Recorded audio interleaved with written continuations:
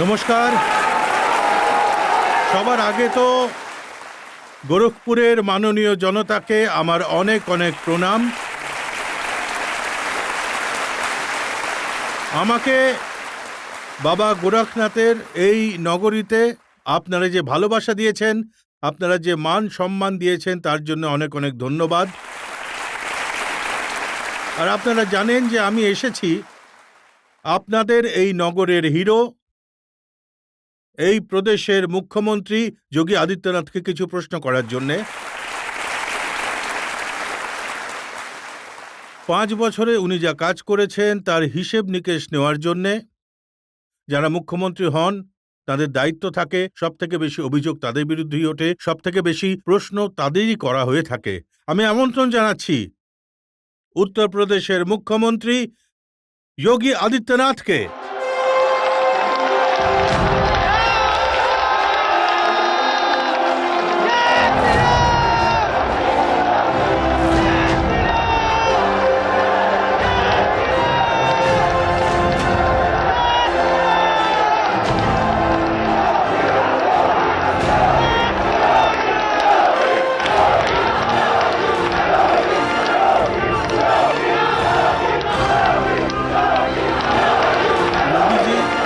এই যে গোরখপুরের সুসভ্য নগরী, এটা আপনার কর্মভূমি এবং মানুষের ভালোবাসা তো দেখাই যাচ্ছে। এটা সেই নগর যেখান থেকে স্লোগান উঠেছিল যে গোরখপুরে যদি থাকতে হয় তাহলে যোগী যোগী বলতে হবে। তো সবার আগে আমি এটাই জানতে চাইবো যে আপনি গোরখপুর থেকেই কেন নির্বাচনে লড়ার সিদ্ধান্ত নিয়েছিলেন?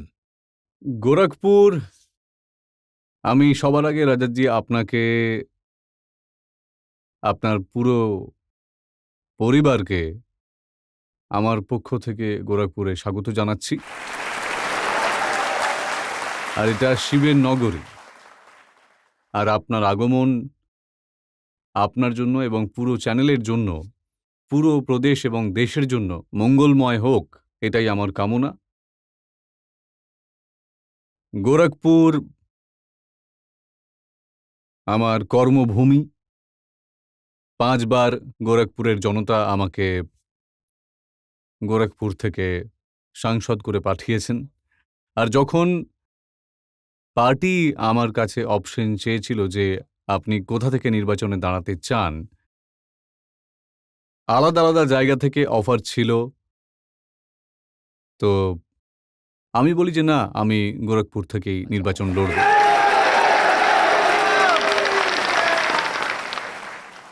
কারণ গোরখপুরের অর্থ খুবই স্পষ্ট যে গোরখপুরে এখানে স্বতঃস্ফূর্ততার সাথে এখানকার প্রত্যেক নাগরিক নির্বাচনের প্রক্রিয়ার সাথে যুক্ত হয়, আর এখানে নির্বাচনে সঠিক ফলাফল নির্ণয় করে। আর সেই জন্যই আমি গোরখপুরের জনতার ভরসায় এখানকার নির্বাচন ছেড়ে স্বয়ং সারা প্রদেশে প্রচার করার কাজে ভারতীয় জনতা পার্টির জন্য নিজে নিজে ঘুরছি। আমি নিজে ঘুরে বেড়াচ্ছি। আমার মনে হয় যে এর চেয়ে বেশি কিছু বলার প্রয়োজন নেই। গোরখপুরবাসীদের ভালোবাসা। যোগীজি, গোরখপুরের মানুষ তো আপনাকে সন্ন্যাসী রূপে দেখেছে, কিন্তু আপনার বিরোধীরা বলে যে সন্ন্যাসী তো হয়ে গেছে, পরিবার বলে কিছু নেই। সংসারী লোকেদের সমস্যা কিরকম, পরিবার যাদের থাকে তাদের কি কষ্ট, এটা সন্ন্যাসী কি করে জানবে? সংসারী লোকেদের স্বার্থ তো প্রত্যেকেই দেখেছে। ওদের জন্য পরিবারের অর্থ হলো যে নিজের বংশের মধ্যেই ওদের পরিবার সীমিত থাকে, তার বাইরে দৃষ্টি যেতই না। আর যদি আমার কথা বলেন তাহলে উত্তরপ্রদেশের 25 কোটি জনতাকে আমি পরিবার বলে মনে করি, ওদের সুখ দুঃখের সহভাগী বলেই ভাবি। এখন আপনি দেখুন, যখন করোনার দ্বিতীয় ওয়েভ আসে, তো আমারও করোনার ঝাপটা তো লেগেই ছিল। যে মুহূর্তে আমার রিপোর্ট নেগেটিভ আসার পরে সেই সময়ের পরিস্থিতি দেখে আমি ঠিক করি যে আমি বরং নিজে মাঠে নামব। আর আমি মাঠে নেমে পড়ি। আলাদা আলাদা অঞ্চলে আমি যাই। একটা অঞ্চলে গিয়ে আমি ওখানকার রিপোর্টটা চাই, জানতে চাই কতজন এখানে পজিটিভ আছে। আমাকে বলা হয়, আমার কাছে অনেক মহল্লার নামও বলা হয়, তো আমি তার থেকে একটা চিহ্নিত করি। আর সেটাই তখন, কারণ আমার নিজেরও ওই সময় নেগেটিভ এসেছিল। তখন মাননীয় প্রধানমন্ত্রীজি আমাকে এই জন্য সাবধান করেছিলেন যে আপনার বাইরে যাওয়া উচিত নয়, কারণ পোস্ট কোভিড কমপ্লিকেশনস হতে পারে আর দীর্ঘ সময়ের জন্য সমস্যা হবে। তাই এই সমস্যা থেকে বাঁচার জন্যই। কিন্তু আমি দেখছিলাম যে আলাদা আলাদা সংস্থার দ্বারা যে ধরনের নেতিবাচকতা তৈরি করা হচ্ছিল, সেই সময় আমার মথুরার একটা গ্রামে যাওয়ার সুযোগ হয়েছিল। গ্রাম আর শহরাঞ্চল ছিল সেটা। আমি একটা দরজায় কড়া নাড়ি। আমাকে বলা হয় যে এখানে ২ জন কোভিড পজিটিভ। তো আমি দরজায় কড়া নাড়ি, তো ওরা গেটের কাছে আসে। উনি আমাকে দেখেন। সেই সময় তো পরিস্থিতি এমন ছিল যে আমার সাথে বেশি লোকজনও থাকতো না, সবাই দূরে দূরেই দাঁড়িয়েছিল। তো ওই পরিবারের যে মহিলা ছিলেন তিনি গেটটা খোলেন। উনি আমাকে দেখেন, "আরে, আপনি যোগীজি?" আমি বললাম, "হ্যাঁ।" "আমি কি সত্যিই দেখছি?" আমি বললাম, "কেন? আপনি এখানে কিভাবে?" আমি বলি যে, "আমি জানতে পেরেছি যে আপনারা এখানে কোভিড হয়েছে, তাই আপনাদের অবস্থা দেখতে এসেছি।" তো তাড়াতাড়ি নিজেদের ঘরের ভেতরে যান, নিজের স্বামীকেও ডেকে আনেন। দেখুন, যোগীজি এখানে এসেছেন, কিন্তু ওনার তো আসা উচিত ছিল না। আমি বলি, "কেন?"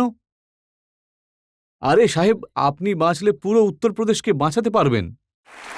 আর আমাদের খোঁজ খবর নেওয়ার জন্য আপনার তো নিজেরও ইনফেকশন থেকে বাঁচা উচিত।"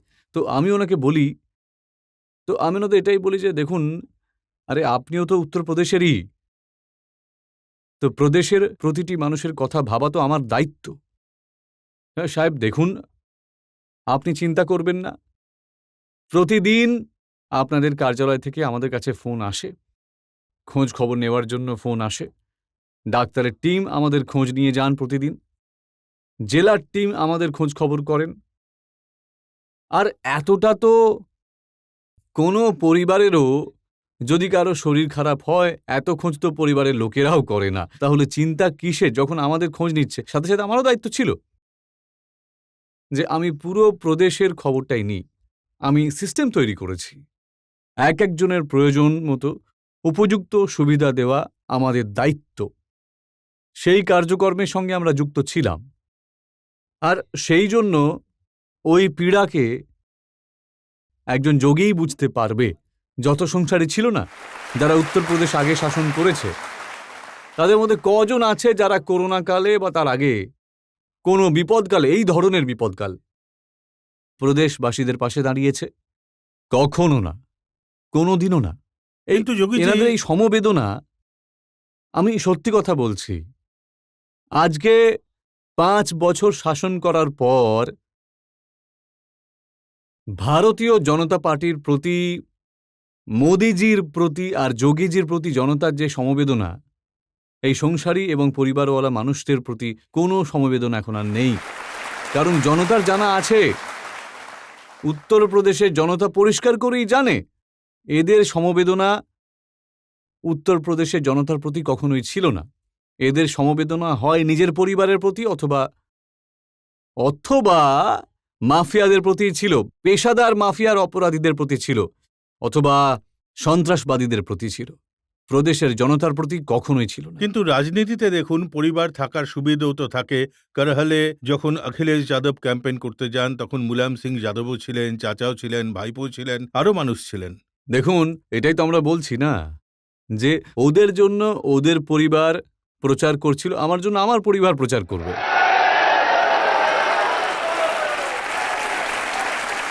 রাহুল গান্ধীও নিজের বোনকে উত্তরপ্রদেশের ময়দানে নামিয়েছেন। আর আপনার বোনের কিছু ছবি আমি দেখেছি, আমি আপনাদের দেখাতে চাই যে কেমনভাবে উনি থাকেন আর কি অবস্থায়। আমি জানতে পেরেছি যে ওনার কাছে লোকেরা গেলে তাদের কাছে উনি জানতে চান উত্তরপ্রদেশের কি অবস্থা। এই ছবিগুলো একবার দেখুন।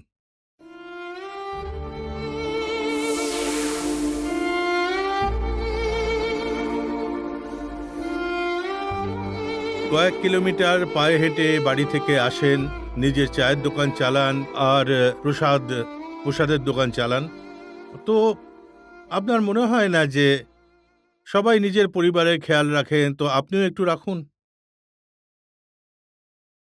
আমি তো শুধু একজন যোগী, আর আমার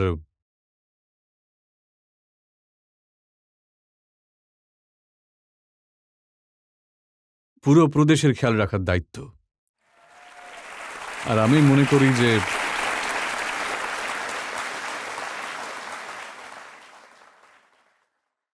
একজন মুখ্যমন্ত্রীর রূপে আমি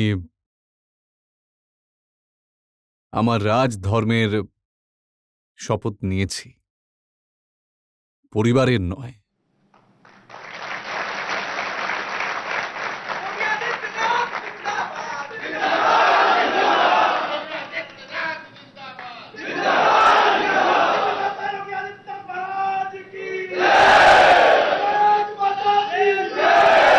এটা তো ঠিক আছে যোগীজি, আপনি পরিবারের খেয়াল না রেখে সন্ন্যাসী হিসেবে পুরো প্রদেশের প্রতি মনোযোগ দেন।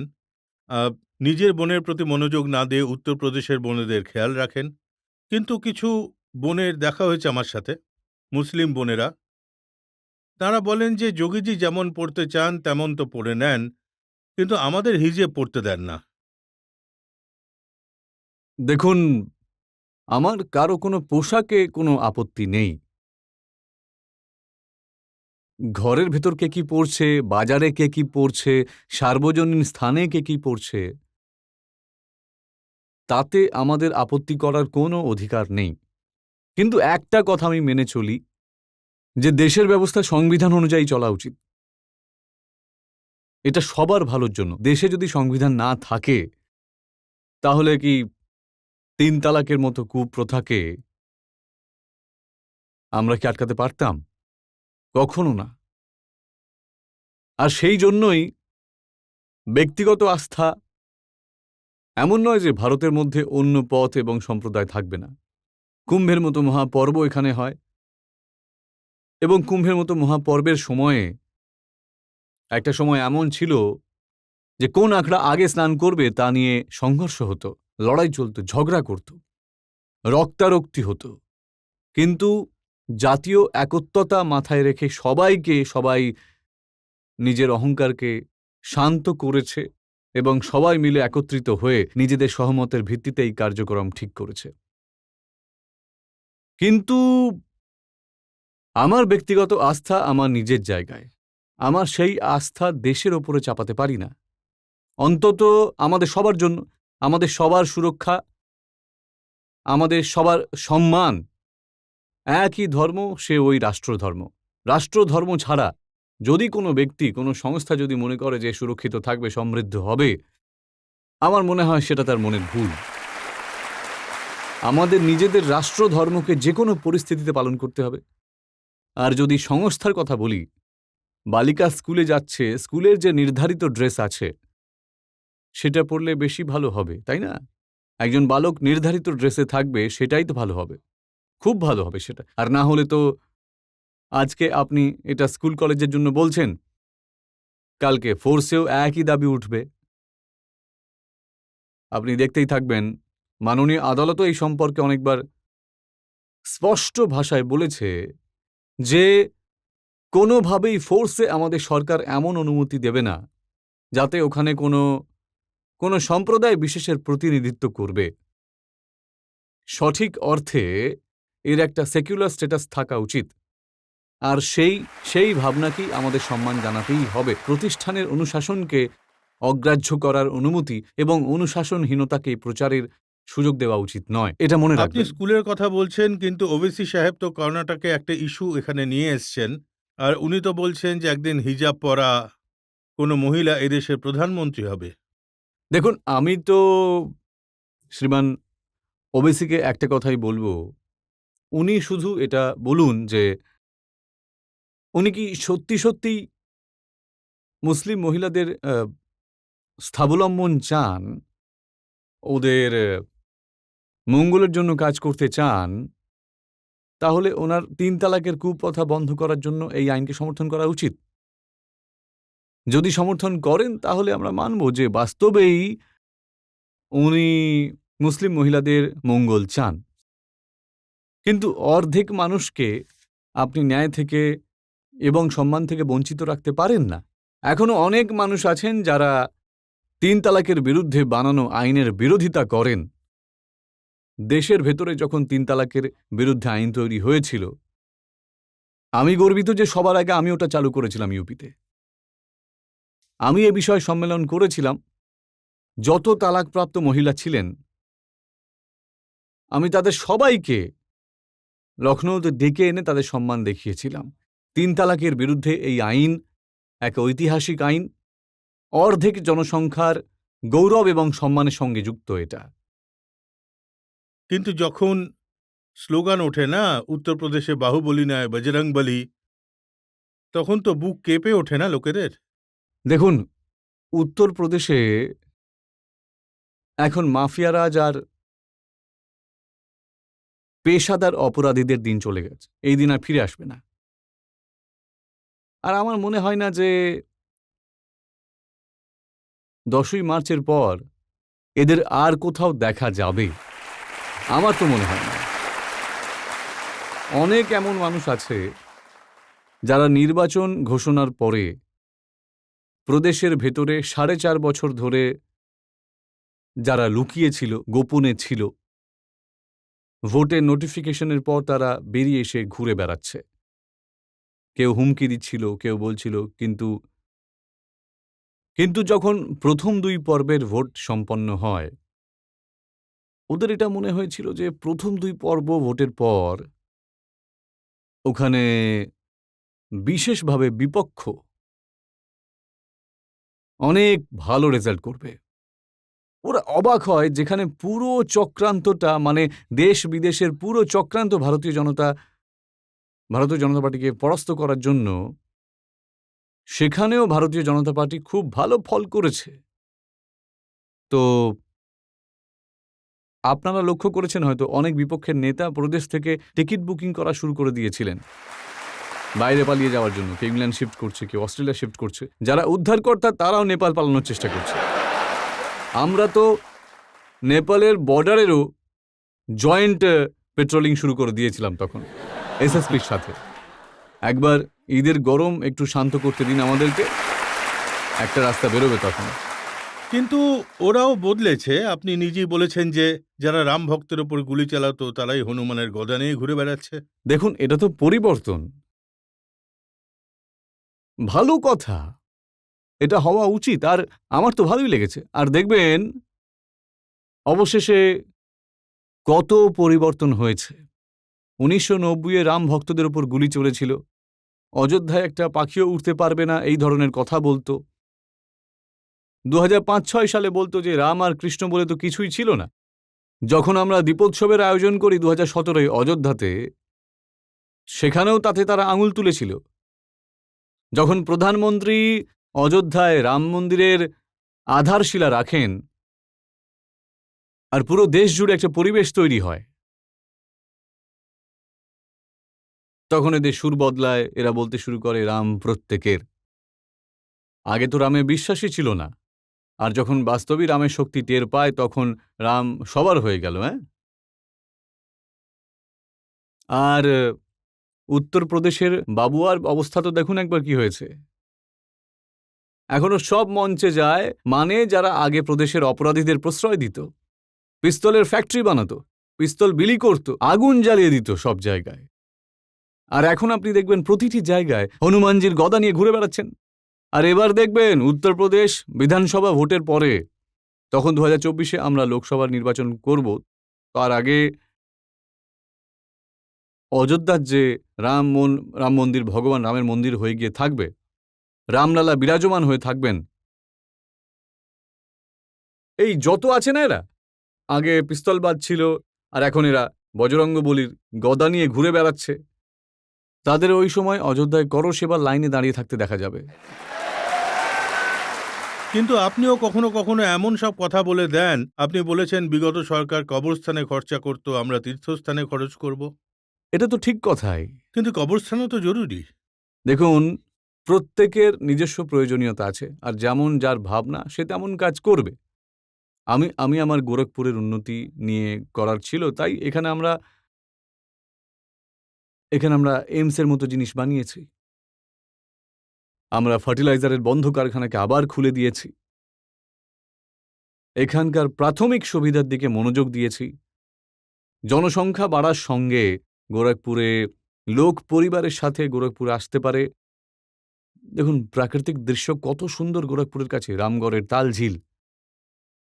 আমি দেখছিলাম কত কত পরিবার বোটিং করছে, কেউ প্রকৃতির মধ্যে পার্টি করছে, কেউ পরিবারের সাথে ঘুরতে বেরিয়েছে ঝিলে। তো এই সভাগৃহ, প্রেক্ষাগৃহ গোরখপুরবাসীর ৫ বছরের মধ্যেই পেয়েছে, তাই না?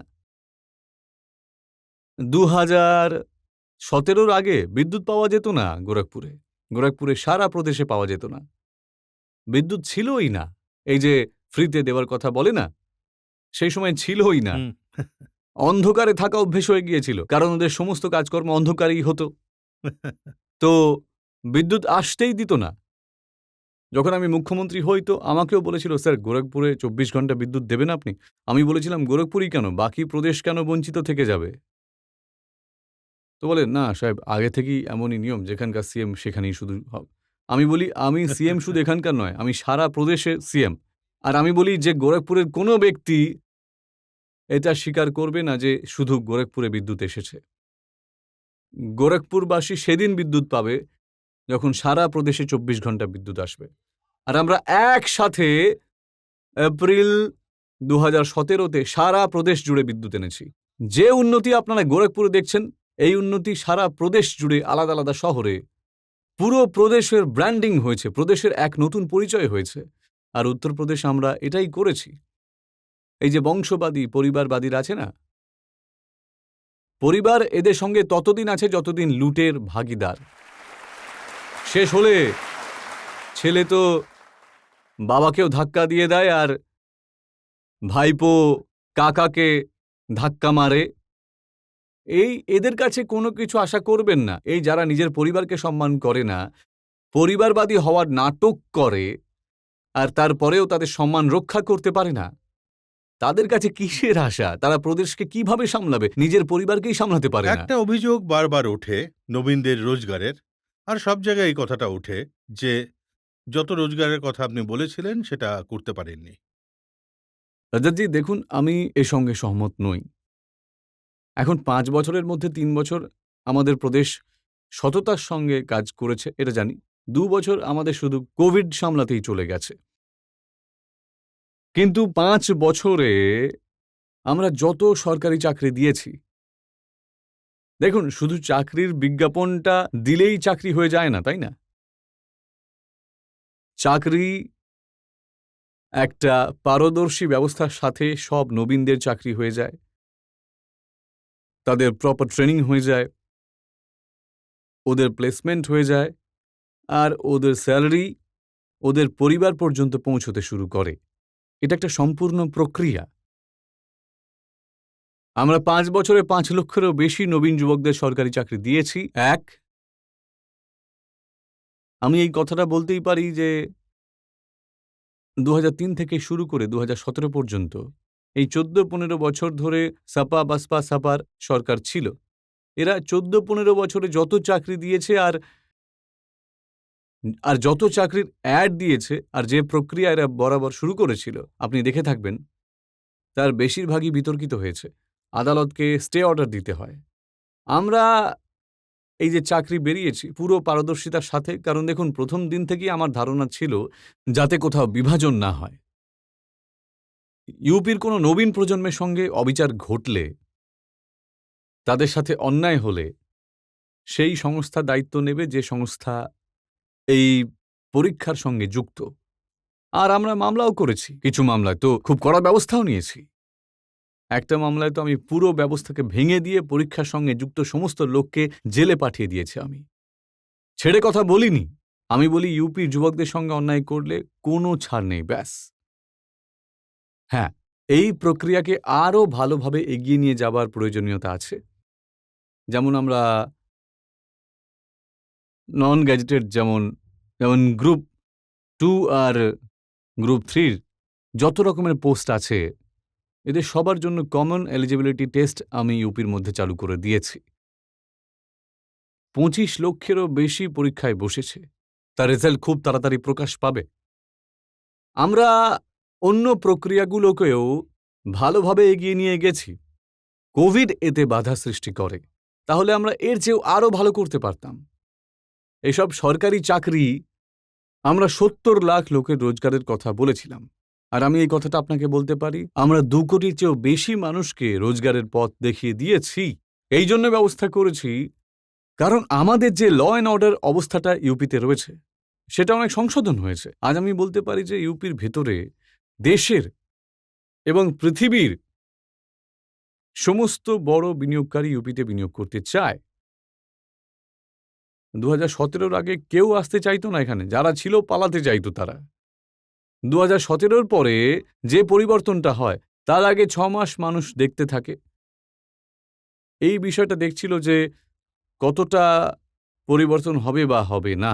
আমার মনে আছে যে যখন আমাদের নিজেদের প্রথম ইনভেস্টমেন্ট সামিটে উত্তরপ্রদেশের লখনৌতে আয়োজনের জন্য সিদ্ধান্ত নিই, তো আমি স্বয়ং রোড শোয়ে টিম পাঠিয়েছিলাম। তো সেটা বেশি সফলতা পায়নি। আহমেদাবাদে টিম যায়, ব্যাঙ্গালোর টিম যায়, হায়দ্রাবাদে যায়, কলকাতায় যায়। সব মিলিয়ে প্রায় 20,000 কোটি ইনভেস্টমেন্টের প্রস্তাব এসেছিল।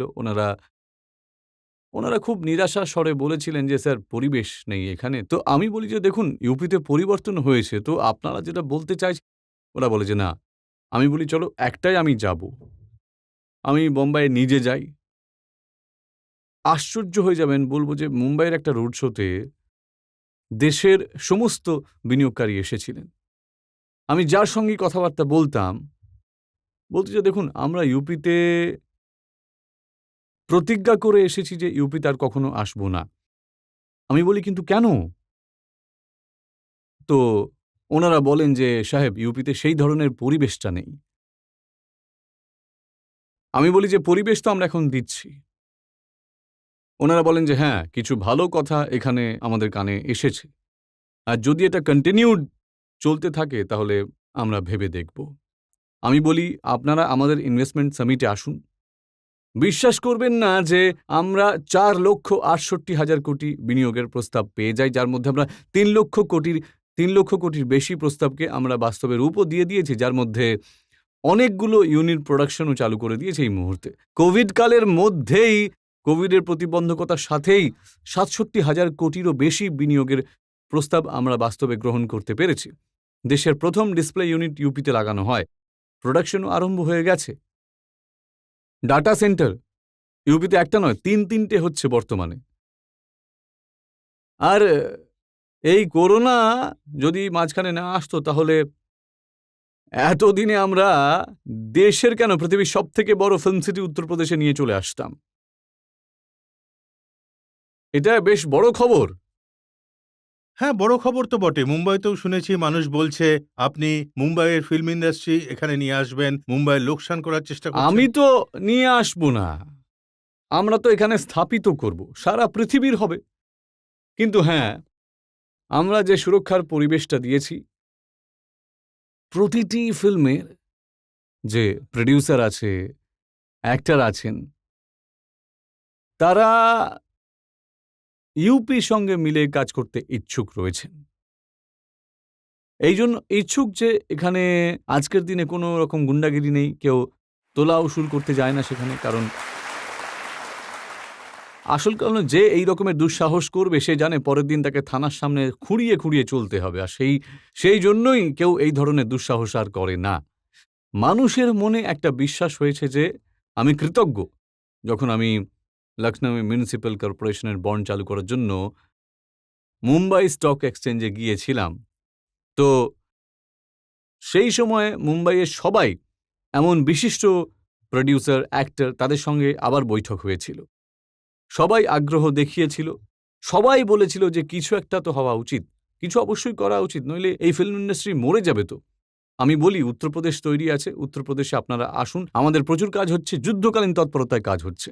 আমি বিশ্বাস করি যে এটা ইউপির জন্য একটা নতুন সুযোগ করে দেবে। উত্তরপ্রদেশ এতে অনেক কিছু দেওয়ার সুযোগ পাবে। ২ পরম্পরার লোকসংস্কৃতি থেকে শুরু করে বৈশ্বিক স্তরের ভালো ফিল্মগুলো ইউপির মাধ্যমে দেশ এবং দুনিয়াতে যেতে পারবে এবং আমার ইউপির ফিল্ম সিটিটাও বেঁচে যাবে। কিন্তু মুম্বাই ফিল্ম সিটি থেকে তো ভাবিজিও এসেছিলেন। এখানে উত্তরপ্রদেশের জনগণ এদের সব ধরনের আচরণ দেখে নিয়েছে। উত্তরপ্রদেশবাসীদের ওপর অনেক অত্যাচার হয়েছে, আর করোনা কালখণ্ডতে তো এখানে সব থেকে জীবন্ত উদাহরণ।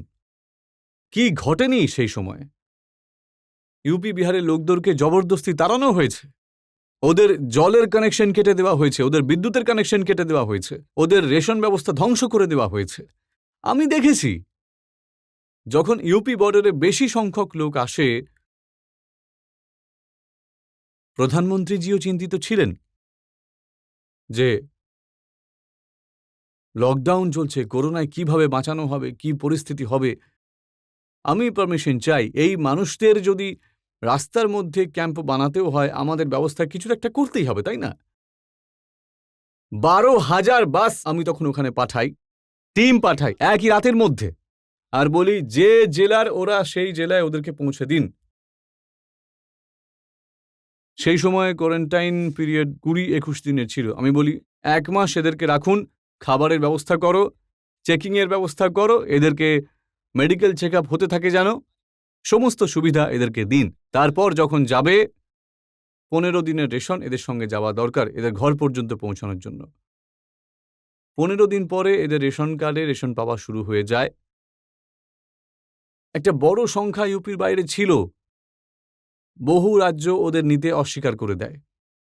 আমরা বলি যে না, এ লড়াই রাজ্যের নয়, এ করোনার বিরুদ্ধে মানবতার লড়াই। আর যারাই ইউপিতে আসবে আমরা তাদেরকে দেখাশোনা করব, তাদের থাকার ব্যবস্থা করব, তাদের খাবারের ব্যবস্থা করব। আর আমি আমার অফিসারদের এই বিষয়ে নির্দেশও দিয়েছিলাম যে যখন ইউপি থেকে যাবে তো ওদেরকে লাঞ্চ প্যাকেট আর জলের বোতল অবশ্যই দেবেন। যদি আমাদেরকে অ্যালাউ করেন তাহলে রাজ্যের সীমা পর্যন্ত ওদের ঘর পর্যন্ত পৌঁছে দেবেন। আর যদি সরকার ওখানকার অনুমতি না দেয়, অন্ততপক্ষে ওদের সীমা পর্যন্ত পৌঁছে দেবেন। কিন্তু ওরাই তো চাইতো, এখান থেকে যখন যেতেন খাবার তো ওরা আগেই খেয়ে নিত, খালি ডাব্বাটা সঙ্গে রেখে দিত নিজেদের কাছে, আর দেখাতেন যে ওখানকার প্রশাসনকে, দেখো এটা ইউপি দিয়েছে আমাদেরকে। এটাই মানবতাকে বাঁচানোর যে লড়াইটা, প্রধানমন্ত্রী মোদিজির নেতৃত্বে আমরা এই লড়াইটা লড়েছি। আর ইউপির প্রবাসী কর্মী ও শ্রমিকদের জন্য যে কাজ হয়েছে, পৃথিবীর সমস্ত বিশ্ববিদ্যালয়, প্রতিষ্ঠিত সংস্থা স্বয়ং কোভিড নিয়ন্ত্রণে এবং প্রবাসী কর্মী এবং শ্রমিকদের ম্যানেজমেন্ট কিভাবে আমরা সম্পন্ন করেছি, এই দেখুন, সমস্তটাই নিয়ে। আপনার কথা আমি মানছি, কিন্তু এটাও দেখে আশ্চর্য লাগে যে উত্তরপ্রদেশ এত বড় রাজ্য, তা সত্ত্বেও এখানে করোনার কেসেস ওই ১-২ মাস যদি আমরা ছেড়ে দিই, অত দ্রুত ছড়ায়নি। দেখুন, আমি এতটা পরিমাণে ব্যস্ত থাকা সত্ত্বেও কোভিডের নিয়মিত রিপোর্টিংটা নিই। নিয়মিত মানে এই ২৫শে মার্চ ২০২০ থেকে শুরু করে আমি একটা দিনও কিন্তু বাদ দিইনি। কিন্তু গোরখপুরে আমার কাছে রিপোর্ট চলে আসে সকাল ৪টের সময়। একটা বিষয় নিয়ে আলোচনা করতে থাকি আমি। কোথাও কোনো ত্রুটি থেকে গেলে তাই নিয়ে ওদেরকে বলি যে দেখো ভাই, এটা এইভাবে ঠিক করে নাও। আর আমাদের কাছে যেসব অভিজ্ঞতা ছিল যে কোভিড নিয়ন্ত্রণে ইউপির যে সফলতা, তার পেছনে কারণ রয়েছে। এক, আমরা এখানে মস্তিষ্ক জ্বর নির্মূলের লক্ষ্যে একটা বড় পদক্ষেপ নিয়েছিলাম।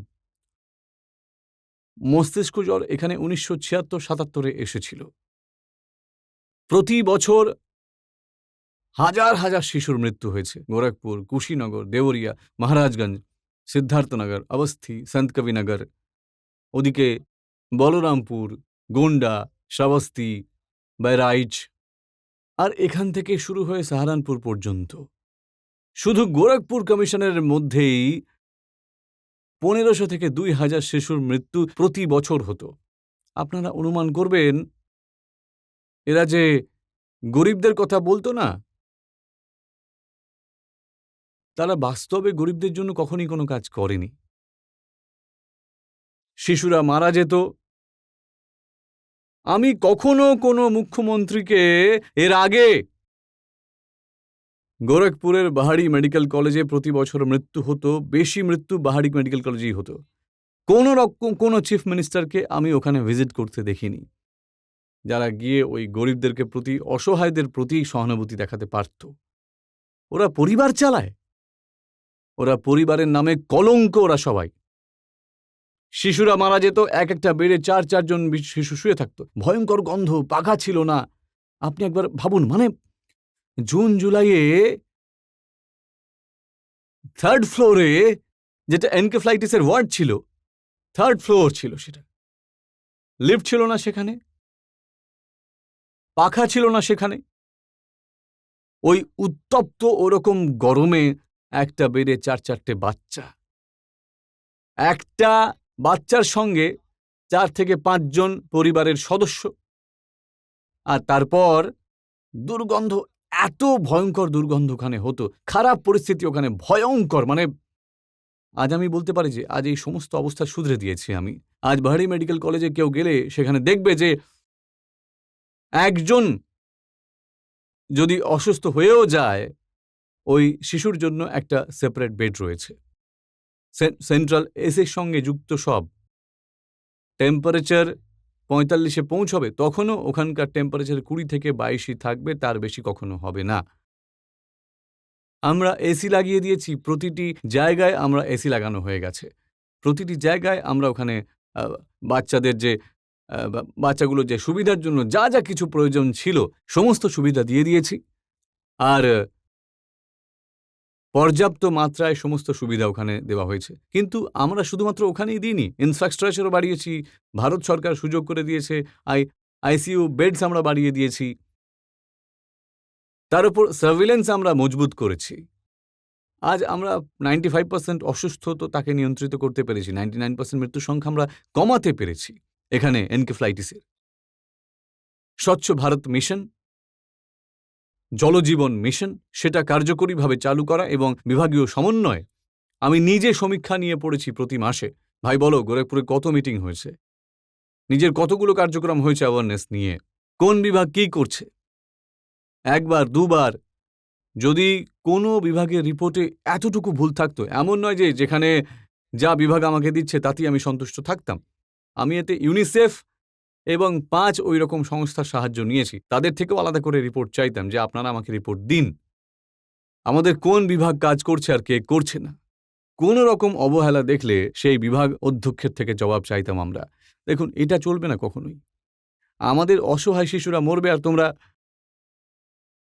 রিপোর্টিং করে সময় নষ্ট করবে এইভাবে, এটা তো হতেই পারে না। আর আজকে আমি বলতে পারি যে যে অসুখ প্রায় 40 বছর পর্যন্ত, মানে পূর্ব উত্তরপ্রদেশের ভেতরে ভেতরে 50,000 অসহায় শিশুর মৃত্যু, আমি এটা বলতে পারি যে আমরা সেই শিশুদেরকে বাঁচিয়ে দিয়েছি।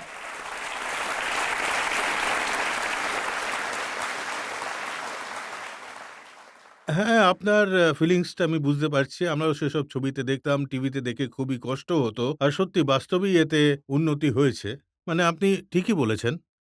কিন্তু আপনার যেটা ফিলিংস গরিব মানুষদের প্রতি যে কাজ করেছেন, সেটা আপনার সঙ্গে থাকা মন্ত্রীদের কাছ পর্যন্ত পৌঁছয়নি। বারবার বলছে, পিছিয়ে পড়া, অতি পিছিয়ে পড়া বর্গের প্রতি ন্যায় হয়নি, তাদের অধিকার দেওয়া হয়নি। এই অসহায় বাচ্চারা কোন পরিবারের, কোন বর্গের সঙ্গে যুক্ত, কাদের সঙ্গে জড়িত? আমার মনে হয় যে এদের মধ্যে ফরওয়ার্ড জাতির বাচ্চা ছিল।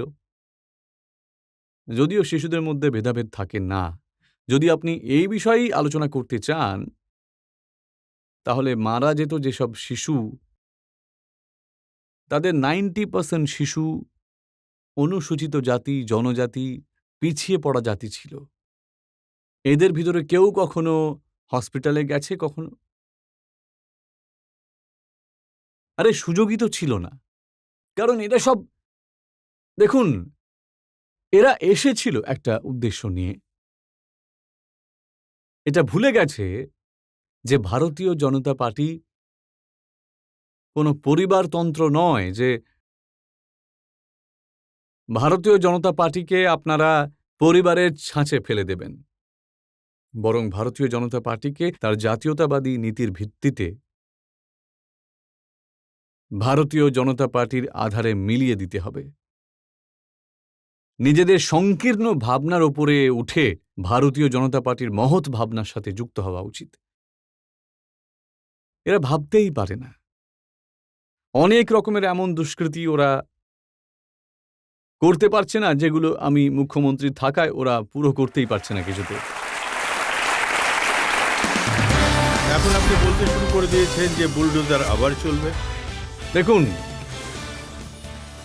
আমি প্রদেশে বুলডোজারের অনেক ব্যবহার করেছি, আর আমার মনে হয় যে বুলডোজার কোম্পানির তো উত্তরপ্রদেশে প্রতিটি জনপদকে একটা বুলডোজার দেওয়া উচিত।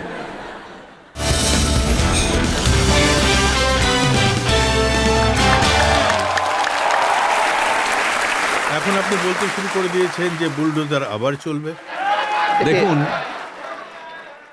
আমরা প্রদেশে বুলডোজারের অনেক ব্যবহার করেছি, আর আমার মনে হয় যে বুলডোজার কোম্পানির তো উত্তরপ্রদেশে প্রতিটি জনপদকে একটা করে বুলডোজার দেওয়া উচিত। একটা মডেল হিসেবে প্রতিষ্ঠা পাবে। কারণ যত বড় ইনফ্রাস্ট্রাকচার আমরা তৈরি করেছি ইউপিতে, আপনি দেখতেই পারবেন। ৭০ বছরে ইউপিতে ১.৫টা এক্সপ্রেসওয়ে হয়েছিল, আজ আমরা ৭টা এক্সপ্রেসওয়ে বানাচ্ছি। ইউপির আগে পরিচয়টা কি ছিল? যেখান থেকে খালডোবা শুরু, সেখান থেকে ইউপি শুরু হলো। যেখান থেকে সন্ধ্যের অন্ধকার নেমে আসে, সেটাই হলো ইউপির বর্ডার। আজ ইন্টারস্টেট কানেক্টিভিটি 4 লেন্সে আমরা জুড়ে দিয়েছি। প্রতিটি গ্রাম আজকে ঝলমল করছে। প্রতিটি অঞ্চলে আমি দিয়েছি। প্রতিটি জায়গায় উন্নতির ছোঁয়া লেগে গেছে। আগে অন্ধকার ছিল, এখন পুরো উজ্জ্বল। তো দেখুন, একটা কথা আছে না, জ্যোৎস্না রাত চোরদের ভালোই লাগে না। ওরা কি করে এটা বরদাস্ত কিন্তু করবে? ওদের অভিযোগ যে আপনার যে বুলডোজার আছে সেটা ওই সমাজবাদী পার্টির নেতা আর সমর্থকদের ওপরেই চলে। এখন সব দেখুন, আমি এখন সমস্ত গুন্ডা আর মাফিয়া সমাজবাদী পার্টির সঙ্গে যুক্ত থাকলে আমি কি করব? এই যত পেশাদার মাফিয়া আর অপরাধী আছে, আপনি দেখেই থাকবেন নিশ্চয়। ১২ থেকে শুরু করে ১৭র মধ্যে, যেদিন আমি মুখ্যমন্ত্রী পদে শপথ নিয়েছিলাম, এই মাফিয়াদের সেদিনই জানা ছিল যে আমি কি করব। আপনি আশ্চর্য হয়ে যাবেন যে হাজারো এরকম পেশাদার মাফিয়া আর অপরাধী ছিল, যারা পরের ২৪ ঘন্টার মধ্যে যদি কোথাও কিছু কবজা করেছিল, তখন সোজা গিয়ে মালিককে বলতো যে, এই নিন ভাই, চাবিটা নিন, আর আমরা সামলাতে পারবো না এসব।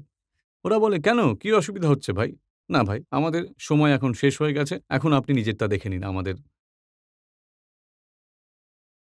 ওদের এটা মনে হতো এই সুবিধাবাদী জোট আবার বানিয়ে নিয়ে প্রথমবারও জোড়াতালিতেই ছিল। দেখুন, আমি তখনও বলতাম ২০১৭তে এরা দুটো ছেলের জুড়ি বানিয়ে নিয়েছিল, দুজনই। এই দুজন, দেখুন, কখনো কখনো সঙ্গের প্রভাব তো পড়েই। ওই সঙ্গ দোষ চোখে দেখা যায়, এটা কিন্তু ভুলে যাবেন না। সঙ্গের প্রভাব দুই ছেলের ওপরেই ভালোভাবে দেখা গেছে। এই প্রভাব জনতাই ওদের দুজনকে সোজা করেছে। ১৯-এ যখন ওরা এখানে জোটবদ্ধ করেছিল, আমি তখনও বলতাম যে দেখো, এরা কিচ্ছু করতে পারবে না। কারণ এই যে সুবিধাবাদী জোটবন্ধন বানিয়ে নিয়েছে, ভোটের পরে এরাই একে অপরকে দোষারোপ করবে।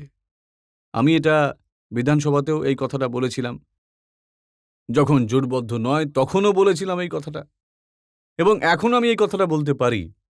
দেখুন, যখন মহাজোটবদ্ধ হয়েছিল, আমাকে প্রশ্ন করা হয়, পার্টির পক্ষ থেকে জানতে চায় যে কি হবে। আমি বলি, দেখুন, ৮০% সিট ভারতীয় জনতা পার্টি জিতবে, আর 20% এরা নিজেদের মধ্যে ভাগ করে নেবে।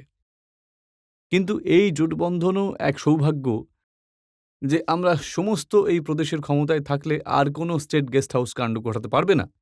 এখন দেখবেন এই যে বাকি ভাইরা মিলে ভারতীয় জনতা পার্টির বিরুদ্ধে জোট করছে এবং একটা জাতীয় মহাজোট দেখিয়ে সুবিধা পাওয়ার চেষ্টা করছে, উত্তরপ্রদেশের জনতা এই সুবিধাবাদী জোটবদ্ধকে আবার যোগ্য জবাব দিয়ে দিয়েছে। এটা আমি বলতে পারি যে জোট ভারতীয় জনতা পার্টির বিরুদ্ধে বানানো হয়েছে, নির্বাচনের পরে একে অন্যের বিরুদ্ধে অভিযোগ আনবে, এদের মধ্যে ঝগড়াঝাটি হবে, কোথাও মারামারিও হবে, হুম। আর পরে নিজেদের বিরুদ্ধেও প্রতিনালিশ এরা করবে। কারণ সমস্ত ওই ধরনের গাজোয়ারি পালোয়ান ওখানে ভর্তি, আর এরা সবাই এই ধরনের কাজই করবে। এবার আপনারা চিন্তা করবেন না, আমরা শক্তির সঙ্গে এদের মুখোমুখি হব। আমাদের কাজ থেমে থরি না আছে। কিন্তু দেখুন, উত্তরপ্রদেশের রাজনীতিতে যদি দেশের সবচেয়ে বেশি জনসংখ্যার রাজ্যকে দেশের নাম্বার 1 হতে হয়, তবে উত্তরপ্রদেশের রাজনীতি থেকে জাতিবাদের রাজনীতি, মাফিয়াবাদের রাজনীতি চিরকালের জন্য জলাঞ্জলি দিতেই হবে, সমাপ্ত করতেই হবে। আর আমি মনে করি ভারতীয় জনতা পার্টি যে পরবর্তী শাসনকাল হবে তা খুবই গুরুত্বপূর্ণ হবে এই দেশের জন্য। আর এটা চিরকালের জন্য অপরাধ মাফিয়াবাদকে ইউপি থেকে সমাপ্ত করতে হবে, আর ইউপিকে উন্নতির ওই সব ক্ষেত্রে সফল হয়ে দৃষ্টান্তমূলক হিসেবে স্থাপিত করতে হবে, এটাই। আর উত্তরপ্রদেশের প্রতি ব্যক্তি আয় ন্যাশনাল এভারেজ থেকে যেন বেশি হয়, এটা আমাদের করতেই হবে। সেইভাবেই আমরা পদক্ষেপ নিচ্ছি এখন। যোগীজি, আমরা সমাজবাদী পার্টির ক্যাম্পেনে দেখি, অখিলেশ যাদবের কথা শুনি, ওরা বলে যে এই বুলডোজার লখিমপুর খিরিতে কেন চলে না? হাথরাসে অমানবিকতা হয়েছে, তাতে যোগীজির হৃদয় কেন কাঁদেনি? দেখুন, হাথরাসের ঘটনা হোক বা লখিমপুরের ঘটনা, দুটোই খুব দুর্ভাগ্যজনক এবং সরকার দুটোতেই ব্যবস্থা নিয়েছে। দুটো ঘটনা নিয়ে আমরা সময় নিয়ে ভালো করে কাজ করছি। হাথরাসের ঘটনায় যতটা কাজ উত্তরপ্রদেশ পুলিশ করেছে তার থেকে এক পাও সিবিআই এগোতে পারেনি। আর আমি সেই সত্যটা আজও জানতে ইচ্ছুক এবং জনতা জনার্দনের সামনে আসা উচিত। ইউপির বদনাম করার জন্য কি কি ধরনের চক্রান্ত হয় প্রকাশ্যে আসা উচিত, এক। দ্বিতীয়, লখিমপুর কেসেও সরকারের সময় মতো ব্যবস্থা নিয়েছে এবং যারা দাঙ্গা বাঁধানোর চেষ্টা করেছিল এই ঘটনাটাকে নিয়ে, তারা সফল হতে পারেনি। ওরা বিরক্ত এই ব্যাপারটায় যে ওদের জাত সংঘর্ষের যে পরিকল্পনা তাও সফল হয়নি সেখানে। আমরা সেটা বন্ধ করি, পুরোপুরিভাবে আটকে দিয়েছি। কিন্তু এই দুটোই অপরাধের ঘটনা হতে পারে। একটা সিবিআই দেখছে, একটা মাননীয় উচ্চ আদালতের জুডিশিয়াল কমিশন আর এসআইটি ওটা দেখছে। এটা একটা বড় সম্প্রদায়কে তাৎক্ষণিকভাবে আহত করতে পারে, কিন্তু শোষণের মাধ্যম বা গুন্ডা টাইপের মাধ্যম নয়। উত্তরপ্রদেশে যত পেশাদার মাফিয়া ছিল তাদের ক্ষমতার সাথী হতো, তারা অরাজকতা সৃষ্টি করত, গুন্ডাগিরি করত, সরকারি সম্পত্তি তারা কবজা করত, গরিবদের সম্পদ তারা লুট করে নিত। বুলডোজার ওদের জন্য বানিয়েছি আমি, এবং তার উপযুক্ত ব্যবহারও হয়। কিন্তু আর দেখুন, আমি যোগীজি, এটাও আপনারা ভাবছি তো যে ওদের সন্ত্রাসবাদী বলে দিতেন। দেখুন, সন্ত্রাসবাদী কারা কারা নয় এটা তো প্রত্যেকেই জানে। সন্ত্রাসের যতটা ঘটনা ঘটেছিল 2003 থেকে 2007-এ সমাজবাদী পার্টি শাসনকালের ভেতরেই হয়েছিল। আর এই সন্ত্রাসবাদের মানে এই গোরখপুরে 2007-8-এ একটা সিরিয়াল ব্লাস্ট হয়েছিল। বাবা গোরখনাথের কৃপা, কোনো মানুষ এতে প্রাণ হারায়নি। না হলে যে ধরনের চক্রান্ত হয়েছিল গোরখপুরের ক্ষতি করার জন্য, ঠিক সেই ধরনের যেটা আহমেদাবাদে হয়েছিল, সিরিয়াল ব্লাস্টে 56 জন মারা গিয়েছিল আহমেদাবাদে। কাশীতে সংকটমোচন মন্দিরে যে সন্ত্রাসবাদীর হামলা হয়েছিল তাতে 12 জন লোক মারা যায়। কাচারিয়াতে যে হামলা হয়েছিল, অযোধ্যা, লখনৌ, বারাণসীতে 15 জনের বেশি উকিল আর ফরিয়াদি আক্রান্ত হয়েছিল তাতে। এরকমই আলাদা আলাদা জায়গায় ব্লাস্ট হয়েছিল। এত বড় বেহায়া যে 2013 সমাজবাদী পার্টি এই সমস্ত অপরাধীদের বিরুদ্ধে মোকদ্দমা তুলে নেওয়ার অসভ্যতা করে, সবার মোকদ্দমা। আর এখন আর একটাও উদাহরণ এদের এদের শাসনকালের মধ্যে যত সন্ত্রাসের ঘটনা ঘটেছিল, দ্বিতীয়ত সেই সন্ত্রাসবাদীদের মোকদ্দমা তুলে নেওয়া, আর তৃতীয়ত আহমেদাবাদে যে সিরিয়াল ব্লাস্ট হয়েছিল তাতে যে সন্ত্রাসীদের ফাঁসি হয়েছিল, সেই ফাঁসি সাজাপ্রাপ্ত অপরাধীর পরিবার সমাজবাদী পার্টিতে জয়েন করে নিয়েছিল। দেখুন, এটা কেবলমাত্র আহমেদাবাদের ঘটনা নয়, বরং দিল্লির বাটোলা হাউসের ঘটনা। যখন ঘটেছিল বাটোলা হাউসের মামলা, আপনি দেখেই থাকবেন। ওই সন্ত্রাসী যে মোহাম্মদ শেফ, তার এক ভাই যে ওই ঘটনার জন্য দায়ী ছিল, পরে সে সিরিয়ায় পালিয়ে যায়। আজমগড়ের সঙ্গে যুক্ত মানুষেরা, সংজরপুরের লোকেরা, মানে এই ধরনের পরিস্থিতি ওখানে ছিল। এই সব কিছুই তো দেখবেন আপনি। দেখুন, 38 জনের ফাঁসি হয়েছিল, কিন্তু আপনি একজনকেই সমাজবাদী পার্টির পেলেন। দেখুন, প্রশ্নটা হলো যে যখন রাজনৈতিক দল রাষ্ট্রীয় সুরক্ষাকে উপেক্ষা করে ভোট ব্যাংককে দেশের সুরক্ষার বিনিময়ে তারা সেটা বাড়াতে চাইলে পরে আমার মনে হয় যে এই দেশের সেটাকে মেনে নেওয়া উচিত নয়, কখনো না। রাজনীতি থাকবে, দেশ বাঁচলে রাজনীতিও থাকবে, কিন্তু আমার দেশের মূল্যের বদলে রাজনীতি করাটা কি কখনো কেউ এমন কিছু যেন না করে যার মূল্য দেশকে চোকাতে হয়। আপনি যে রেশন দেন তাতে অখিলেশজি বলছেন যে রেশনের সাথে উনি ঘিও দেবেন, সর্ষের তেলও দেবেন। পুরো রেশন যারা খেয়ে নিচ্ছে তারা ঘি দেবে? যে লোকগুলো গোমাতাদেরকে কসাইদের হাতে তুলে দিত তারা ঘি কোত্থেকে আনবে?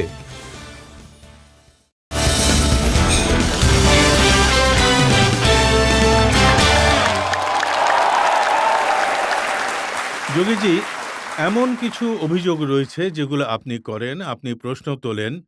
যেমন আপনি বলেন যে পরিবারবাদী লোকেরা রেশন খেয়ে ফেলেছে। এখন কে খেয়েছে? কার রেশন খেয়েছে? দেখুন, আমি বলছি যে আমি সাংসদ গোরখপুরে ছিলাম।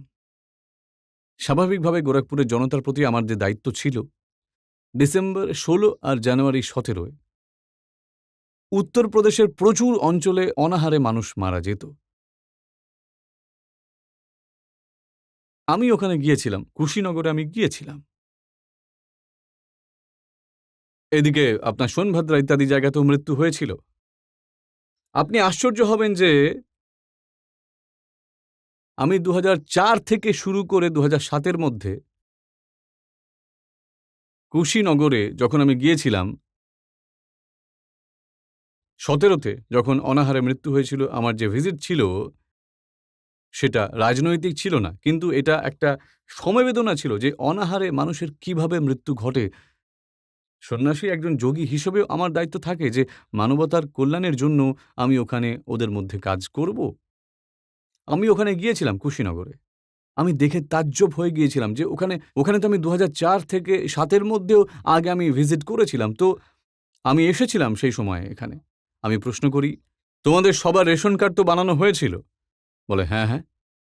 তখন আমি বলি, তাহলে কি করে রেশন পায় না? আমি এটাই জানতে চাই। দেখুন, এটা জানুয়ারি 17 কথা কিন্তু। তো হ্যাঁ স্যার, রেশন কার্ড তো এদের সবার কেড়ে নেওয়া হয়েছে। তো আর মুশার জাতির একটা বড় জনসংখ্যা কুশীনগর জেলায় রয়েছে। এদের সবারই অবস্থা খুব খারাপ ছিল। এরকমই সোনভদ্র জেলাতেও ছিল।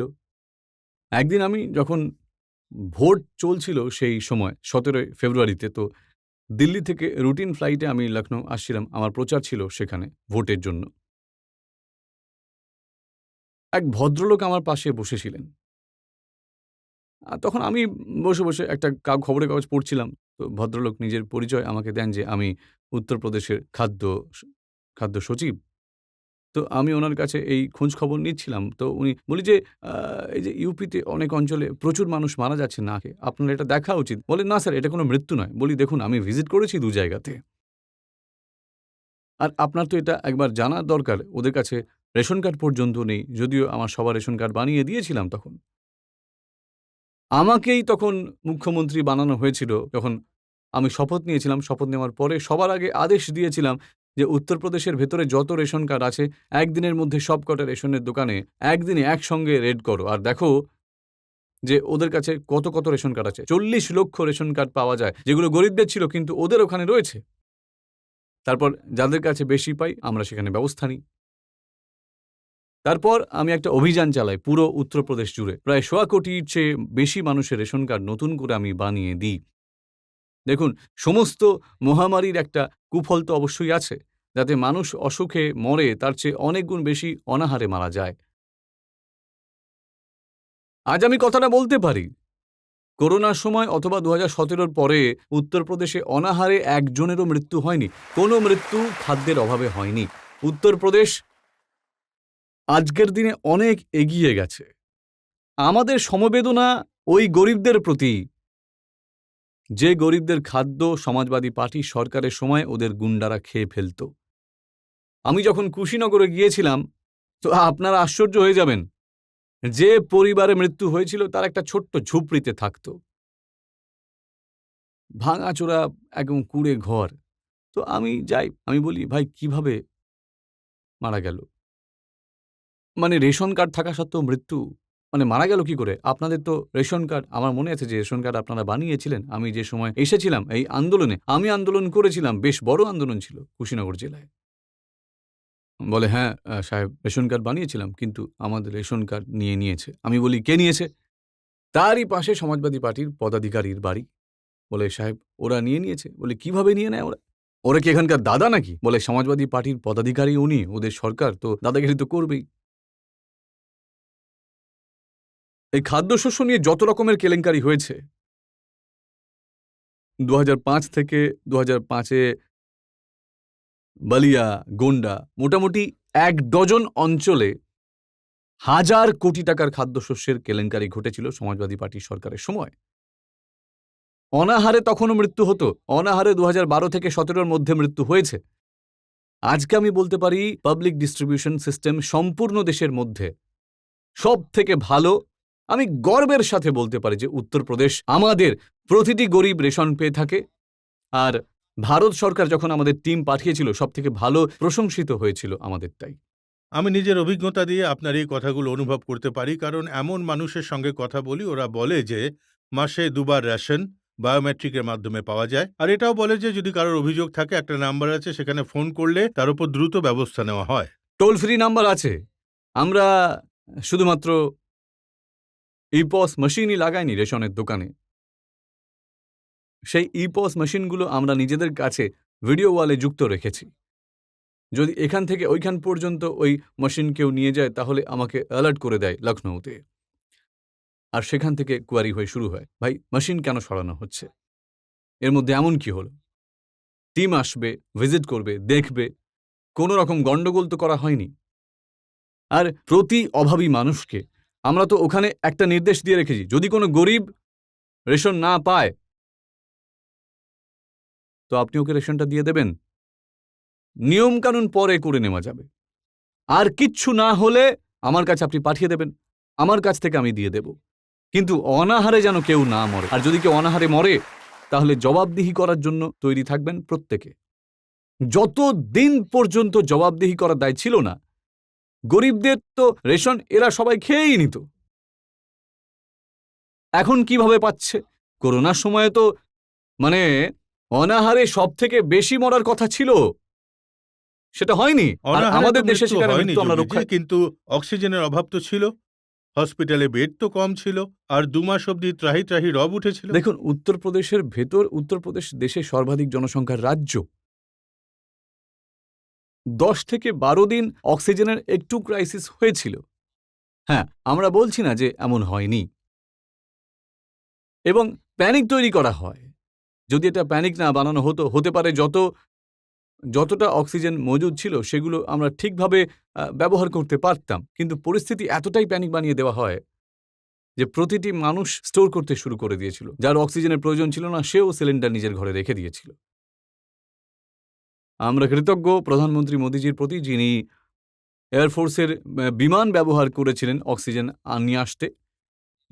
নিয়ে যেতে এবং স্পেশাল অক্সিজেন স্পেশাল ট্রেন চালিয়ে দিয়ে অক্সিজেনের অভাব ইউপির ভেতরে এবং দেশের ভেতরের ব্যবস্থাও। আর আজকে উত্তরপ্রদেশে অক্সিজেনের আত্মনির্ভরতার লক্ষ্য পূরণ করা গেছে। দেখুন, আপনি বলছেন যদি ভগবান না করুন যদি আবার এমন হয় তো? দেখুন, আমাদের কাছে আমরা গত ১ বছরের ভেতর, মানে ১ বছরও হয়নি, এপ্রিলে এই ধরনের পরিস্থিতি এসেছিল। আমরা তার মধ্যেই প্রায় ৫৫১টা অক্সিজেন প্লান্ট করেছি ইউপিতে, এবং সবচেয়ে বেশি অক্সিজেন প্লান্ট এটা। এতে পিএম কেয়ার থেকেও আমরা টাকা পেয়েছি, সিএসআর থেকেও পেয়েছি, আমাদের স্টেটের থেকেও ফান্ডিং করে অক্সিজেন প্লান্ট বানিয়েছি। এবং আজ আমি বলতে পারি উত্তরপ্রদেশের প্রতিটি জনপদ অক্সিজেনের ব্যাপারে আত্মনির্ভর হয়ে উঠেছে, আর এখন কোনো এই রকমের ক্রাইসিস আর নেই। যোগীজি, করোনা ম্যানেজমেন্টের কথা আপনি বলেছেন, রেশন আছে। গতবার আমরা কথা বলেছিলাম তো ফ্রি গ্যাস উজ্জ্বলা কানেকশনের মাধ্যমে মানুষ পেয়েছে। আর আজকাল একটা রিপোর্ট দেখছিলাম পেপারে, উত্তরপ্রদেশে সুবিধাভোগীর সংখ্যা অনেক বেশি। দেখুন, প্রধানমন্ত্রী মোদিজি দেশের এজেন্ডাটাকে, মানে যারা এখনো জাতীয় পরিসংখ্যানে পড়ে রয়েছে যে অমুক অমুক অমুক অমুক এত এতে এতে জুড়ে দিয়ে এত হয়ে যাবে, তো এতে লোকসান বিজেপিরই হবে, তো আমাদের মনে হয় এগুলো মানে বিগত দিনের ব্যাপার। আজকে যেটা হয়েছে, ২০১৪ প্রধানমন্ত্রী মোদিজি দেশের পুরো রাজনৈতিক এজেন্ডাই পাল্টে দিয়েছেন। যেটা আগে জাতি, মত, ধর্ম, ক্ষেত্র এবং ভাষার ভিত্তিতে হয়ে থাকত, আজ উনি বিকাশ, গরিব কল্যাণ, পরিকল্পনা, সুরক্ষা, এই সমস্ত বিষয় নিয়ে উনি এগিয়ে যাচ্ছেন। সেটা ভুলে যাবেন না। কৃষক হোক, যুবক হোক, মহিলা হোক, অথবা শ্রমিক হোক, বা সমাজের যে কোনো ধরনের হোক, সে এই সবার উত্থানের জন্য করা কাজকে কেন্দ্রে রেখে কার্যকর্ম এগিয়ে নিয়ে যাওয়া হচ্ছে। আর আমার মনে হয় যে কোনো স্তর এমন আছে যে স্তরের হিতের জন্য কাজ করা হয়নি। কৃষকদের অভিযোগ যে এখানে ছেড়ে দেওয়া পশুরা হ্যাঁ। ক্ষেতের মধ্যে ঢুকে যায়, ফসল নষ্ট করে দেয়, সারা রাত জেগে থাকতে হয়। আর এই কথাটা তো এখন সমাজবাদী পার্টির লোকেরাও দেখুন, ওঠাচ্ছে। আমরা একটা সংকল্প নিয়ে নিয়েছি যে প্রথমত গোমাতাকে কাটতে দেব না, কিন্তু অন্নদাতা কৃষকদের ফসল তো নষ্ট হতে দেওয়া যায় না। অর্থাৎ গোমাতা ২০১৭-র আগে অবৈধ কসাইখানা দিয়ে দেওয়া হতো। ওরা নিয়ে যেত, জবরদস্তি খুলে নিয়ে চলে যেত, তারা চুরি করা হতো। আজ আমি বলতে পারি যে উত্তরপ্রদেশের ভেতরে না চুরি করা সম্ভব, না অবৈধ কসাইখানা চালানো সম্ভব। কিন্তু হ্যাঁ, এর জন্য ব্যবস্থা হওয়া উচিত, এবং সেই জন্যই আমরা প্রয়াস শুরু করে দিয়েছি। ৯ লক্ষ গরু বলদ বর্তমানে আমাদের কাছে আছে। সরকারি গোয়ালয়ে আমরা তাদেরকে দেখাশোনা করছি। ১ লক্ষ গরু এর ভেতরে এমন রয়েছে যেগুলো কৃষকদের পরিবারের রাখা রয়েছে, যাদের আমরা ৯০০ টাকা গরু প্রতি মাসে দেওয়া হয়। আর আমি তো বলবো যে গোমাতার সেবা একটা পুণ্য কাজ। প্রাকৃতিক কৃষির সাথে প্রধানমন্ত্রী এটাকে যুক্ত করে দিয়েছেন, এবং ভবিষ্যৎ সময়েও ঘরে জ্বালানির সমস্যা সমাধান করতেও এদের আমরা ব্যবহার করতে চলেছি। আমরা সহকারী পরিকল্পনার অন্তর্গত ১ লক্ষ গরু কৃষকদের দিয়ে দিয়েছি, যাতে ৯০০ টাকা প্রতি মাসে সেই পরিবারদেরকে দেওয়া হয় একটা গাইয়ের জন্য। যদি কোনো কৃষক ৪টে গরু রাখে, তাহলে ৩৬০০ টাকা প্রতি মাসে আমরা সেই কৃষকের পরিবারকে দিয়ে থাকি। আর একটা তৃতীয় স্কিম আমরা আরও নিয়ে এসছি, আমাদের অনাথ গরুদের আশ্রম থেকে যদি কোনো দুগ্ধবতী গাভী কোনো দরিদ্র পরিবারকে দেওয়া হয়, এতে আমরা গাইও দিই এবং সাথে সাথে ৯০০ টাকাও মাসে দেওয়া হয়। কিন্তু হ্যাঁ, এর সত্যতা যাচাই করা হয় যে গরুর দেখাশোনা ঠিকমতো হচ্ছে নাকি হচ্ছে না, ওদের খাবার দেওয়া হচ্ছে নাকি হচ্ছে না, এইসব জিনিসও আমরা দেখতে থাকি। তো এর যে একটা ব্যাপক প্রভাবও আছে। কিন্তু কিন্তু এখন যেটা আমি কোথাও বলব যে ভুলও তো হয়েছে প্ল্যানিং এ। কারণ কোনো প্ল্যানিংয়ে ভুল নেই। দেখুন, আসলে কি হয় যে যখন সরকার এসব কিছু নিয়ে কাজ করতে শুরু করে দেয়, তখন একটা শ্রেণীও নিশ্চিন্ত হয়ে যায় যে চলো সরকার তো দেখছেই, তো আমরা নিজেদের ঘরে দুধ খেয়ে ছেড়ে দেবো তাদের। তো এমন একটা শ্রেণীও আছে যারা খুব চালাকির সাথে এরকম কাজ করে চলেছে।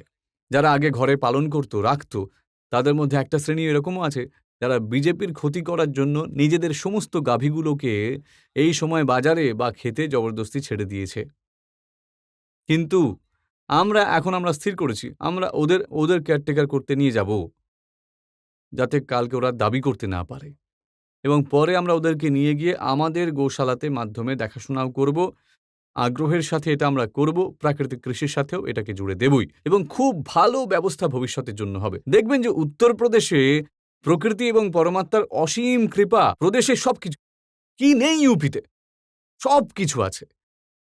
আর এই উত্তরপ্রদেশেই আমরা গোমাতাকে রক্ষাও করব, কৃষকদের ফসলও বাঁচাবো, এটা আমি কথা দিচ্ছি, এবং সেটাকেও আমরা প্রাকৃতিক চাষের সাথে যুক্ত করব। এক একটা গাই, প্রাকৃতিক ক্ষেত্রে যে নতুন কনসেপ্ট প্রধানমন্ত্রী করেছেন এবং ইউনিয়ন বাজেটে তার স্থান দিয়েছেন, একটা গাভী থেকে এক বছরে ৩০ একর জমির জন্য পর্যাপ্ত কেমিক্যাল এবং ফার্টিলাইজার পাওয়া যাবে। এতে কোনো কেমিক্যাল ফার্টিলাইজার আপনার মার্কেট থেকে কিনতে হবে না, গরু থেকেই সবকিছু পাওয়া যাবে, এবং সেই লক্ষ্যে আমরা মানুষকে প্রাকৃতিক চাষের দিকে এগিয়ে নিয়ে যাচ্ছি। আমার মনে হয় যে খুব ভালো ফলাফল ভবিষ্যতে পাওয়া যাবে। আপনি রেশন দেন, তো অখিলেশজি বলছেন যে রেশনের সাথে উনি ঘিও দেবেন, সর্ষের তেলও দেবেন। যারা রেশন খেয়ে যায় তারা কি ঘি দেবে? হ্যাঁ, যারা গোমাতাকে কসাইয়ের কাছে জমা করে দেয় তারা ঘি আনবে কোত্থেকে? ওদের প্রশ্ন করুন তো, ঘি কাকে বলে? মানে রিফাইন্ড তেল আমরা সংকটের সময় দেওয়া শুরু করে দিয়েছিলাম, আর এরা রেশন খেয়ে নিত। আমরা রেশন ২ বার দিচ্ছি, আর আমি কৃতজ্ঞ প্রধানমন্ত্রী মোদিজির কাছে। বিগত ২২ মাসে ১৫ কোটি মানুষকে উত্তরপ্রদেশের ভেতরে এবং দেশের ভেতরে ৮০ কোটি মানুষের কাছে এই ফ্রি রেশন পৌঁছে দিতে পেরেছেন উনি, এবং উত্তরপ্রদেশ সরকারও এর সঙ্গে জুড়ে রয়েছে।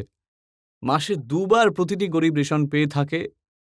আমরা তাতে ডাল, রিফাইন তেল আর নুনও জুড়ে দিয়েছি। এটা তো ভারতীয় জনতা পার্টিই করতে পারে। আপনি দেখবেন যে সমাজবাদী পার্টি কিভাবে করবে। হ্যাঁ, ওদের ওখানে লুট শুরু হয়ে যাবে, তাই না? প্রথমে কাকা ভাইপোর মারামারি হবে, প্রথমে ঝগড়াঝাঁটি হবে, দায়িত্ব নিয়ে বিবাদটা প্রথমে শুরু হবে। ট্রান্সপারেন্সি তো সমাজবাদী পার্টির জিনের অংশ নয়। আরও একটা দাবি ওরা করেছে, ল্যাপটপ বিলি করার। গতবার তো সেটার- বিলি করেছিল ওরা সবকিছু। কজন নবীনদের কাছে পৌঁছেছিল? ১৫ লক্ষ নবীনদের জন্য এসেছিল, এবং আমার মনে হয় কয়েক হাজারই পেয়েছিল, বাকি সব গায়েব হয়ে গেছিল। না, সেই সময় আমি মুলায়ম সিংজির স্টেটমেন্টও দেখেছিলাম। উনি বলেছিলেন যে এই ল্যাপটপ বন্ধ করে দেওয়া, কারণ এতে লোক যোগীজি আর মোদিজিকেই দেখতে থাকে। তো কথাটা তো ঠিকই। দেখুন, যারা দেখার মতো লোক তো তাদেরকেই দেখবে। ওদের দেখার যোগ্য কিছু নেই তো কি দেখবে সেখানে? দেখুন, রাজাজি, একটা কথা তো আমি দেখুন আপনাকে বলছি, একজন অপরাধীও কিন্তু চায় না যে ওর ছেলে অপরাধী হোক। ওসামা বিন লাদেনও চায়নি যে ওর পুত্র সন্ত্রাসী হোক। তো আমার মনে হয় যে কেউই চায় না যে ল্যাপটপে ওর ছেলে বা ওর পোষ্যরা সকাল সকাল ওদের ফটো দেখুক। কারণ পুরো দিনই নয়, পুরো বছরটাই খারাপ হয়ে যাবে, পুরো জীবনটাই খারাপ হয়ে যাবে। সেই জন্য মুলায়ম সিংজি খুব বুদ্ধিমান নেতা তো, এবং সেই জন্য উনি করহলে গিয়ে খুব ভালো ভাষণও দিয়েছিলেন। উনি বলেছিলেন যে ভাই দেখো, আমি এসেছি, আপনারা যাকে জেতাতে চান জিতিয়ে দিন। আপনারা দেখে থাকবেন সমাজবাদী পার্টির একজন ব্যক্তি বলেছিল, আর ভাই নামটা তো বলুন একবার, উনি বলেন যে দেখো ভাই, আমি জানি না যে কে নির্বাচনে দাঁড়িয়েছে। আপনি একবার ভাবুন না, মানে যিনি পার্টির জাতীয় সভাপতি ছিলেন, প্রার্থীর পিতা যিনি প্রাক্তন জাতীয় সভাপতি এবং বর্তমান জাতীয় সভাপতির নাম জানবেন না? উনি এখন একটু ভুলে পিতা পুত্রের নাম জানেন না, এটাকেই তো দুর্গতি বলা হয়। এর চেয়ে বেশি আমি কিছু বলতে চাই না। আর আমার মনে হয় যে সমাজবাদী পার্টির দুর্গতি এসেই গেছে। দেখুন, আপনাকে লঙ্কার ওই কথাটা, আমার লঙ্কানির কথাটা মনে পড়ে যাচ্ছে, মানে পড়ছে নাকি? হ্যাঁ, লঙ্কানিও এই কথাটাই বলেছিল, হনুমানজিকে এটা ভেবেছিলেন যে এটা একটা একটা ছোট্ট বাঁদর, আমি একবার হুমকি দিলেই সে ঠিক হয়ে যাবে। কিন্তু যখন বজরঙ্গবলী নিজের বিরাট রূপ দেখায় এবং লঙ্কানির ওপরে বিশেষভাবে নিজের জবাব উনি দেন, তখন লঙ্কানি বুঝতে পারেন যে সাহেব, এখন আমার শেষ সময় এসে গেছে, লঙ্কাও এখন চলে যাবে। তো এই সমাজবাদী পার্টির লঙ্কারও সময় এসে গেছে। যে পার্টির জাতীয় সভাপতির প্রার্থী, অর্থাৎ প্রাক্তন জাতীয় সভাপতি এবং বর্তমান জাতীয় সভাপতির নাম জানে না এবং পিতা পুত্রের নাম জানে না, তো বুঝে নিতে হবে যে ভবিষ্যৎবাণী পুরো হতে চলেছে যে ত্রেতা যুগে হয়েছিল। যোগীজি, অনেক অনেক ধন্যবাদ আপনাকে। এত ব্যস্ত সময় আপনি টাইম বার করে প্রশ্নের জবাব দিয়েছেন। অনেক অনেক ধন্যবাদ আপনাকে। ধন্যবাদ, অনেক অনেক ধন্যবাদ।